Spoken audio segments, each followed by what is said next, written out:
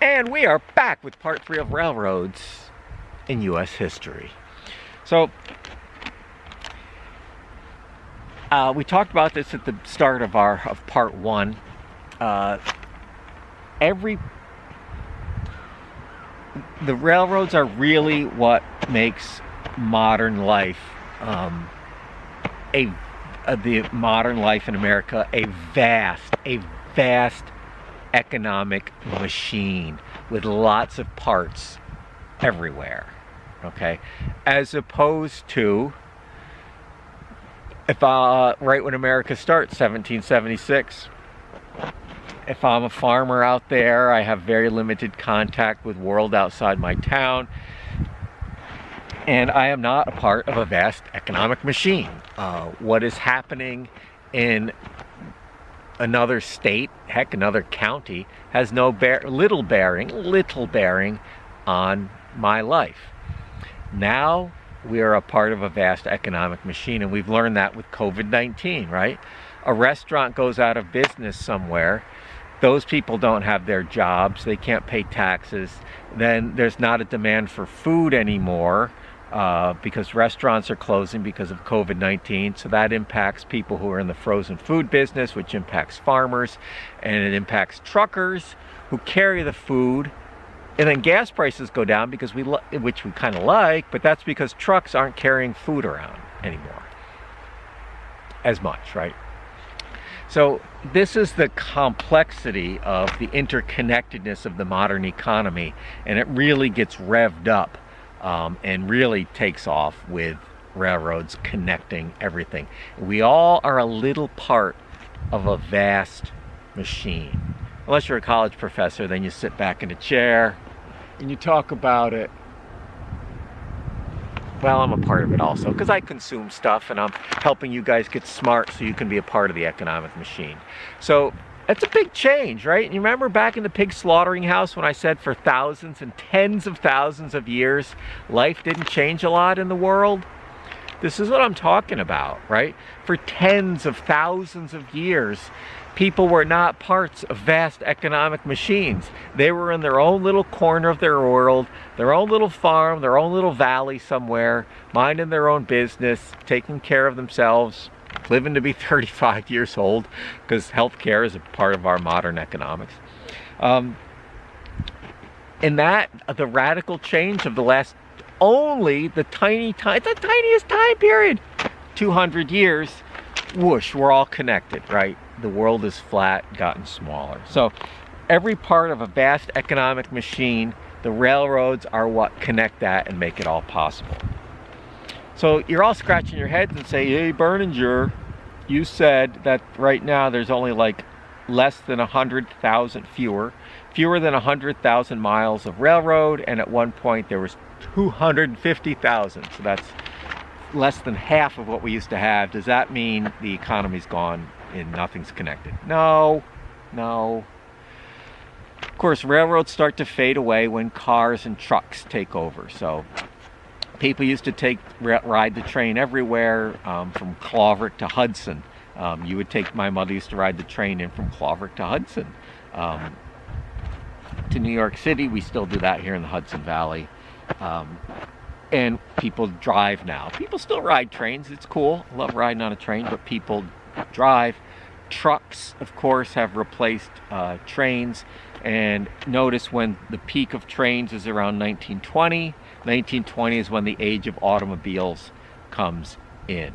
So horses and wagons and trains all exist together.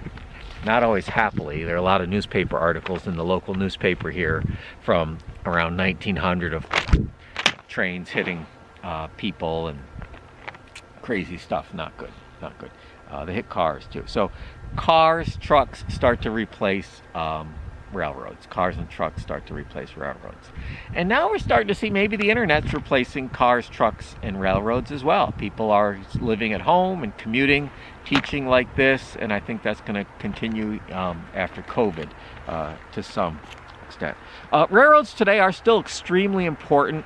They are unbelievably efficient. I don't have the numbers for you, and they probably wouldn't mean a lot to any of us anyway, but you can put a huge amount of weight on a train And once you get that train a-rolling on tracks just like these, that train is rolling. And railroad tracks are flat. There's very little friction because it's metal on metal, so that doesn't take much energy. And once you get that big train rolling on a nice flat, near frictionless surface, very little hills.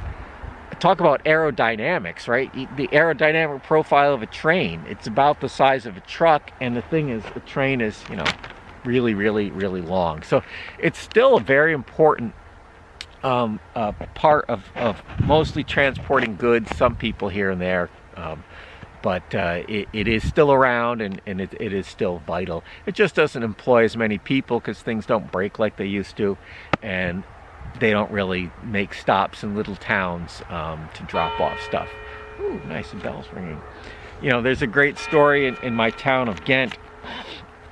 The West Ghent Church wanted a bell, West Ghent Church, and the Engel family went and they took their horse and wagon to the train station in Ghent, and they got the bell off of the train. I think it was made in Troy, and they took the bell over. So you order a bell from Troy and it comes down on the train, you know. So this sort of local train stuff is not around anymore. It's all big. And a lot of oil gets moved by trains as well. Crude oil is drilled out of the ground in North Dakota, Canada, and it winds up being transported by train and comes to Albany, and it's put on a barge in Albany and taken to New Jersey to be made into gasoline and put into our cars. So a couple little things, actually. I'll say this. It's hard to imagine the impact trains. I hope I've gotten some of that across to you. When it really became meaningful, there are a few things that made it meaningful to me. In 2013, I was very fortunate. I traveled to Switzerland. And in Switzerland, they love their trains. They love, love, love trains. And I was in Switzerland for 9 days. I went around a pretty big part of the country in 9 days, and I never went in a car once. I was on a bus one day. I think I was on a bus. But you'd get on this big, beautiful, fast train, and then you get off that and it's a little smaller, not quite as fast train. Then you get to a little town and there's a tiny little train that goes up the side of a mountain and takes you to your hotel or wherever you're going hiking that day. And it's inexpensive. They're always on time. It's like a national crisis if one train is a minute late.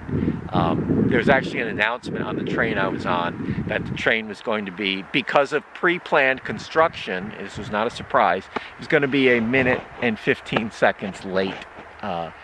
Even though they knew it was coming, so it was not a crisis, but because of this construction.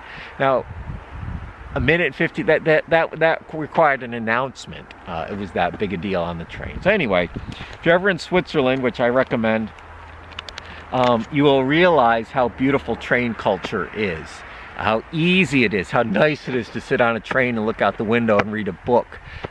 Trains still in the mountains especially are these little cargo trains, a couple cars that will carry things to towns that you can't even get to by car. There's still villages that they're car free, but little trains go there to bring people and stuff in and out. So that's when I was like, yeah, this is what America was in 1915.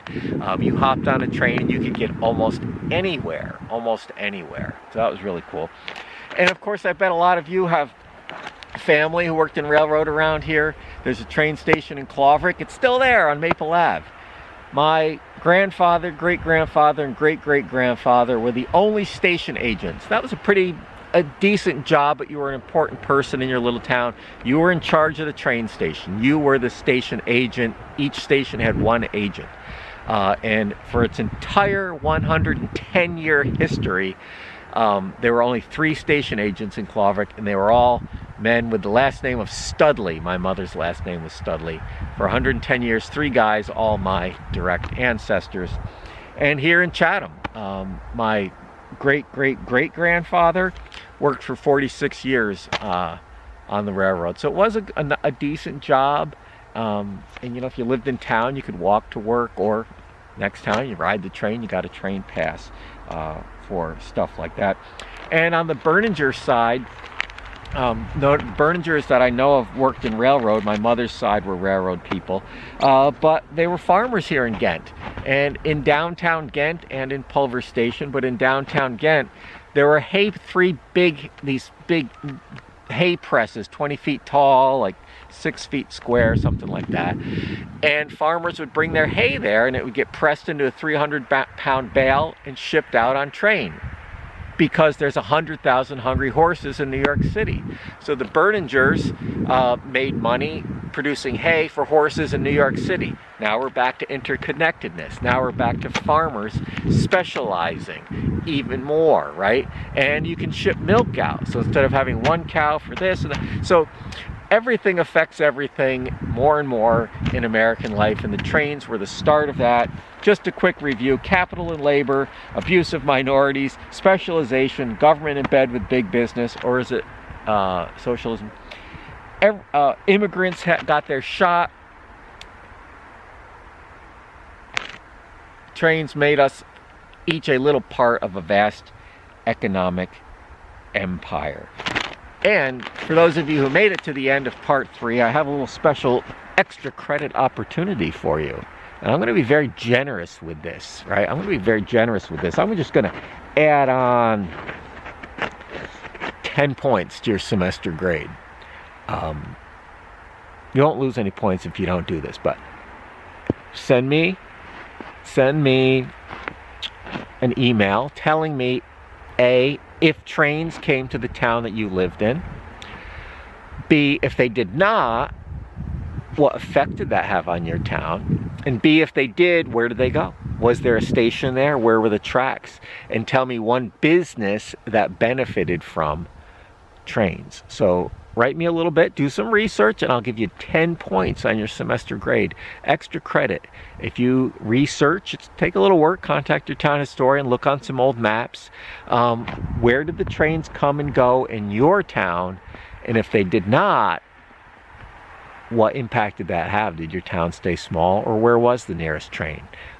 So anyway, so very important lessons. The American Railroad, huge part of the American story in the time period that we are studying. So thanks for coming along with me today on a train ride here in Chatham, New York. It's kind of nice. My old middle school over there, right? I remember trains rolling through. We'd look out the window. We'd be on the out in the recess yard, gym class, and we'd stop and look at the trains. Main Street, Chatham here is a beautiful place to come if you haven't been. The shops are thriving, little stores, a lot of them catering to people who come up here for the weekends, second homes, but also good food and beverages to be had as well. So there you go. Trains. I like trains.